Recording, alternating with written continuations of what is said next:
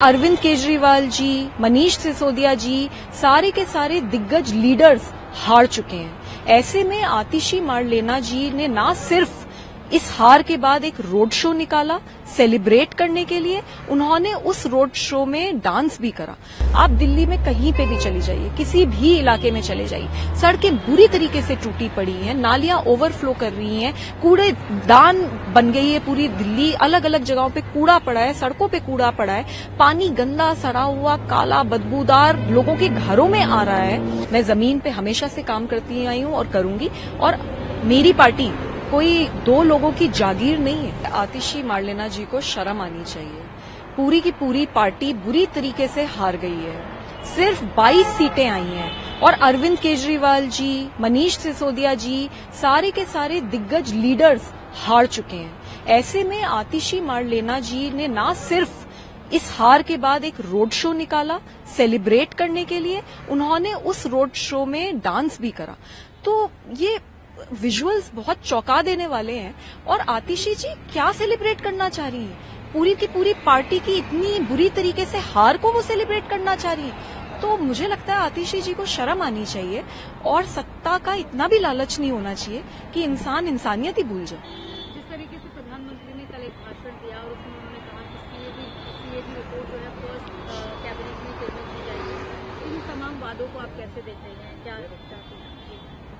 CAG की report 2016 से दिल्ली सरकार ने विधानसभा में टेबल नहीं करी है, जबकि हर साल जब जब सीएजी की रिपोर्ट बनती है इसको टेबल करना अनिवार्य होता है। जो लोग जन लोकपाल लाने के लिए सत्ता में आए, आज वो लोग जो ऑलरेडी प्रेसिडेंट्स हैं, जो ऑलरेडी कानून हैं, उन तक को इम्प्लीमेंट नहीं कर रहे। 2016 से अगर सीएजी की रिपोर्ट विधानसभा में डाली नहीं है तो सरकार की अकाउंटेबिलिटी कैसे फिक्स होगी? कौन जवाबदेही तय करेगा सरकार की? कितनी शर्म की बात है। तो सीएजी की रिपोर्ट बिल्कुल तुरंत विधानसभा में टेबल होनी चाहिए और उसके ऊपर सख्त से सख्त, कड़ी से कड़ी कार्यवाही होनी चाहिए। आम आदमी पार्टी की इस हार को आप कैसे देखते हैं? कौन से मुद्दे हैं, क्योंकि 62 से सीधा 22 तो कौन से मुद्दे हैं जिस पर आपको लगता है कि पार्टी को हार का सामना करना पड़ा? मैं ये मानती हूँ कि इतिहास गवाह है, जब जब किसी नारी पर वार हुआ है तो भगवान ने सामने आकर दंड दिया है।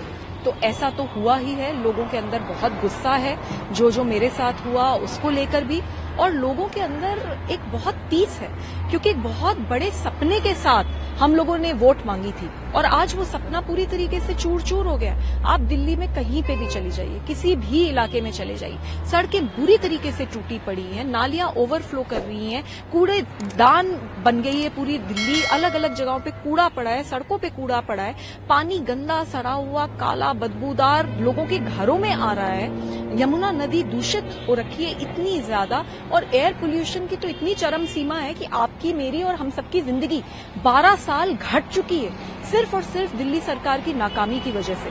तो मुझे लगता है कि इस बार जो इलेक्शन है वो बहुत मूलभूत इश्यूज के ऊपर लड़ा गया है और लोगों ने गुस्से में वोट करा है। आप भी इस चुनाव के दौरान अलग अलग इलाकों में जा रही थी, वहाँ की समस्याएं दिखा रही थी, तो आपको लगता है वो भी एक कहीं न कहीं काम किया है आम आदमी पार्टी को हराने में, या जो मुद्दे रहे लोगों ने वोट नहीं दिया? मैं एक मेंबर ऑफ पार्लियामेंट हूं और मैं ये मानती हूं कि चाहे वो मेंबर ऑफ पार्लियामेंट हो, चाहे मेंबर ऑफ लेजिस्लेटिव असेंबली हो, चाहे वो काउंसिलर हो, जो भी पब्लिक रिप्रेजेंटेटिव है, उनकी जिम्मेदारी बनती है कि अपने एयर कंडीशन घरों और दफ्तरों से निकलकर उनको जनता के बीच में जाना चाहिए और जनता की समस्याओं को उजागर करके जनता की मदद करनी चाहिए। मैंने संविधान की शपथ ली है कि मैं दिल्ली के लोगों की सेवा करूंगी। तो मैं ऐसा मानती हूं कि पिछले 6 महीने में जो मैंने काम करा है वो दिल्ली के लोगों की सेवा की ही एक प्रक्रिया रही है, क्योंकि जहां जहां मैं गई, जहां जहां मैंने इश्यूज उजागर करे, वहां वहां स्थिति थोड़ी थोड़ी बेहतर हुई है। अब मेरी यही लड़ाई है कि ये स्थिति पूरी तरीके से ठीक हो, और मैं तो बस यही कहना चाहूंगी, चाहे आप एमपी हो, चाहे आप एमएलए हो, एयर कंडीशनड ऑफिस से बाहर निकलिए, जनता के बीच में रह के जनता के लिए काम कीजिए। अगर आप जनता का काम करेंगे तो जनता आपके साथ हमेशा रहेगी, नहीं तो आपके साथ भी वही होगा जो अरविंद केजरीवाल जी के साथ हुआ। आम आदमी पार्टी की सहयोगी इंडिया अलायंस में कांग्रेस, लेकिन यहाँ पर अगेंस्ट में लड़ाई है।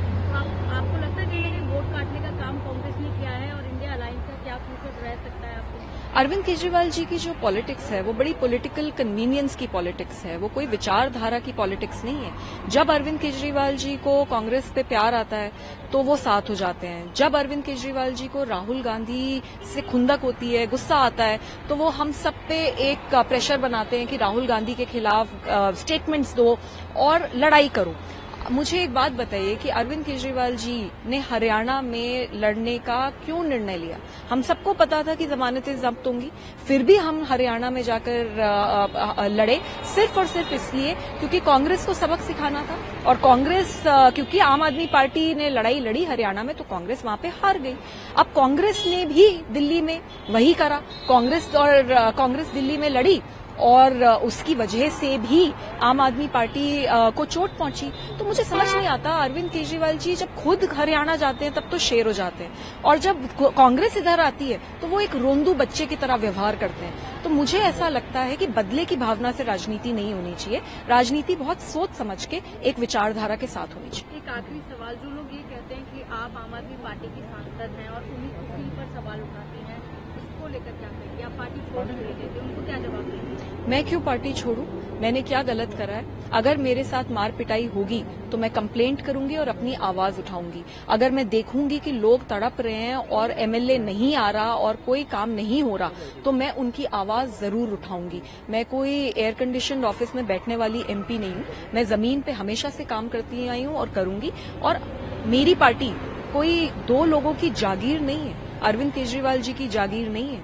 ये पार्टी मेरे भी खून और पसीने से बनी है। 2006 से लेके अब तक मैंने जमीन पे संघर्ष करा है और इसलिए मैं एमपी बनी हूं। तो मैं क्यों पार्टी छोड़ूं? जिसने पिटवाया है, जिसने गलत करा है, जिसने अत्याचार करा है और जिसने जनता के काम नहीं करे, उनको पार्टी छोड़नी चाहिए।